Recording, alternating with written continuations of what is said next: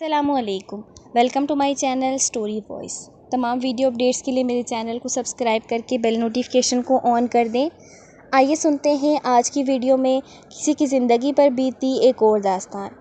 جب ابو نے امی کو چھوڑ کر دوسری عورت سے شادی کر لی تو ہم بہت چھوٹے تھے۔ والدہ نے محنت کر کے ہم کو پروان چڑھایا۔ بھائی خالد مجھ سے 2 ہی برس بڑے تھے۔ 19 برس کی عمر میں تعلیم مکمل کرنے کے بعد ان کو ایک کمپنی میں ملازمت مل گئی اور والدہ کا بوجھ انہوں نے اپنے جوان سال کندھوں پر اٹھا لیا۔ کچھ عرصہ اپنے شہر میں کام کرتے رہے، پھر کمپنی نے ترقی دے کر ان کو کراچی اپنے ہیڈ کوارٹر میں بھیج دیا۔ تنخواہ تو بڑھ گئی لیکن بھائی کو رہائش کی سہولت نہ مل سکی، البتہ کرایہ پر مکان کے بعد میں کچھ رقم ملتی تھی۔ کراچی میں مسئلہ رہائش تھا، ادھر ہم ماں بیٹی اپنے شہر میں اکیلے نہ رہ سکتے تھے تو ادھر بھائی کو کھانے وغیرہ کی دقت تھی۔ انہوں نے اپنے دوست الیاس سے ذکر کیا جس سے نئی نئی دوستی ہوئی تھی، وہ بھی بھائی کے ساتھ اسی کمپنی میں ملازم تھا۔ بہرحال اس کی کوشش سے ان کے برابر والا فلیٹ بھائی کو کرایہ پر مل گیا۔ فلیٹ میں کلی وغیرہ کرا کر خالد بھائی مجھے اور امی کو لینے آ گئے۔ ہم نے مختصر سے سامان ساتھ لیا اور ان کے ساتھ کراچی آ گئے۔ ان دنوں شہر اس قدر گنجان آباد نہ تھا۔ ہم کو یہاں کا موسم بہت اچھا لگا، شہر بھی پسند آیا، لیکن والدہ کو کچھ تنہائی ضرور محسوس ہوئی تھی۔ اپنے شہر میں ان کا رشتہ داروں اور پاس پڑوس سے ملنا جلنا آنا جانا لگا رہتا تھا، جبکہ یہاں کوئی اپنا نہ تھا، سبھی اپنے اجنبی تھے اور اپنے کام سے کام رکھتے۔ کچھ دن گزرے کہ الیاس بھائی بھی فیملی لے آئے اور ہمارے برابر والا فلیٹ آباد ہو گیا۔ ان کی بیوی نوعمر خوبصورت ہنس مکھ تھی، جبکہ بیٹی ابھی صرف 5 برس کی تھی، لیکن بہت چنچل اور ہوشیار تھی۔ جب معصوم زمان من موہنی میں باتیں کرتی تو بہت پیاری لگتی تھی۔ امی اور میں فریحہ بھابھی کے پاس ہفتے میں ایک بار چلے جاتے، یوں ان سے باتیں کر کے دل بہل جاتا۔ ان کا سارا خاندان، میکا اور سسرال سبھی سیالکوٹ میں تھے اور وہ یہاں تنہائی محسوس کرتی تھیں۔ الیاس بھائی اور خالد روز شام کو اکٹھے آفس سے آتے۔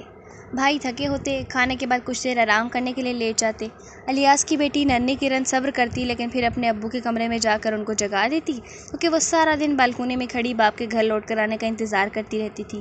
ایک روز امی نے فریحہ سے کہا کہ تم اب بچی کو اسکول میں داخل کروا دو، سامنے ہی مونٹیسوری ہے، سڑک پار کرنی پڑے گی، بس یوں تمہاری بچی اور بچوں سے ملے گی، اس کی ذہانت پر خوشگوار اثر پڑے گا۔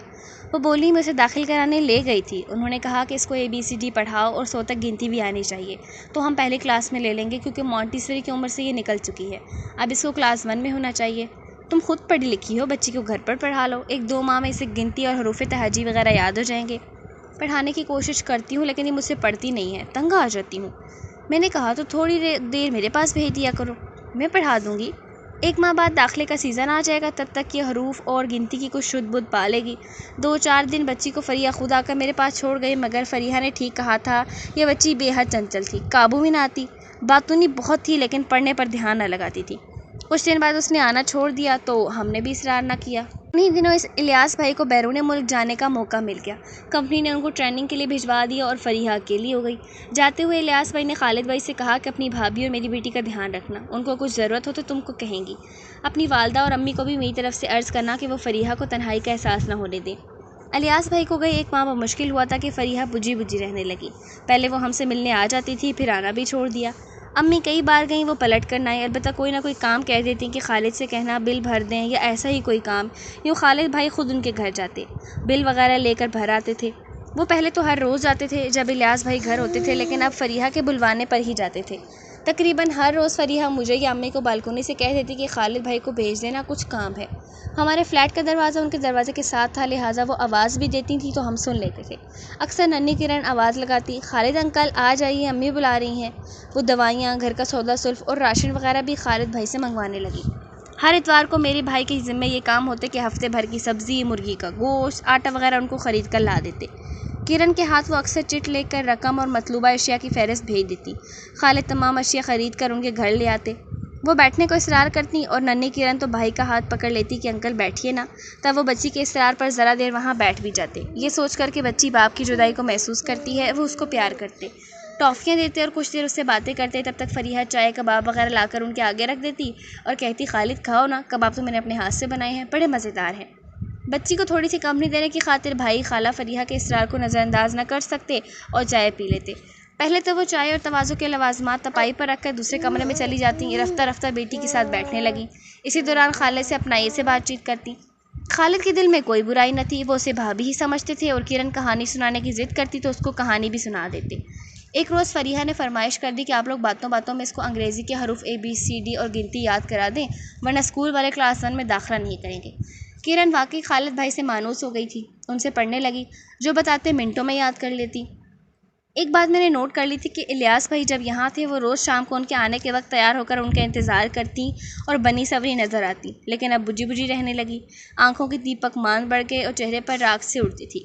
جب سے کرن میرے بھائی کے ساتھ مانوس ہوئی تھی اور ان کو گھیرا تھا، فریحہ بھی خوش رہنے لگی تھی۔ ایک روز خالد کو بخار تھا، وہ دفتر بھی نہ گئے۔ شام کو کرن نے بالکونی سے آواز لگائی، خالد انکل آ جائیے، امی کو کچھ کام بتانا ہے۔ کرن کی آواز سن کر میں اپنی بالکونی میں چلی گئی اور اسے بتایا کہ خالد بھائی کو آج بخار ہے، وہ آج نہیں آئیں گے۔ میری آواز فریحہ نے سن لی اور پریشان ہو گئی، یوں ان کو پوچھنے ہمارے گھر آ گئی۔ میں نے کہا بھابھی پریشان نہ ہو، میں اتنا بیمار نہیں ہوں، آپ کا سودا صرف جو بھی منگوانا ہے لا دیتا ہوں، آپ گھر چلیے، میں ابھی آیا۔ فریحہ گھر چلی گئی، امی نے روکا بخار ہے تو مت جاؤ، سودا کل لے لینا۔ وہ بولے امی دوست نے کہا تھا کہ بھابھی کا خیال رکھنا، الیاس کی خاطر جا رہا ہوں، ممکن ہے ان کو کوئی فوری ضرورت کی شے منگوانی پڑ گئی ہو۔ وہ فریحہ کے گھر چلے گئے، بخار سے بھیا کا چہرہ سرخ ہو رہا تھا۔ فریحہ نے محسوس کیا کہ واقعی بخار تیز ہے۔ آپ اس حال میں کیوں آ گئے؟ جلدی سے تھرمامیٹر اٹھا لائی اور بھائی کا بخار دیکھنے لگی، پھر ان کو صوفے پر لیٹنے کو کہا اور خود ان کے لیے چائے بنانے لگی۔ خالد نے بہت منع کیا لیکن کرن لپٹ گئی، نہیں انکل آپ ابھی نہیں جائیں، مجھ سے پوئم سن کر جائیے، میں نے یاد کر لی ہے۔ بچی کے اصرار پر بھائی صوفے پر نیم دراز ہو گئے اور کرن سے باتیں کرنے لگے۔ اتنے میں فریحہ چائے لے کر آ گئی، آج اس کی باتوں کا انداز دوسرا تھا۔ بھائی نے محسوس کر لیا کہ وہ غیر معمولی توجہ دے رہی ہے، خیال کیا کہ یہ میرے بخار کی وجہ سے ایسا کر رہی ہے، تبھی دل میں آنے والے وہم کو ذہن سے جھٹک دیا۔ تاہم اب انہوں نے ان کے گھر اندر جانا ترک کر دیا اور سودا سلف کا وہ دروازے کے باہر سے پوچھ لیتے تھے۔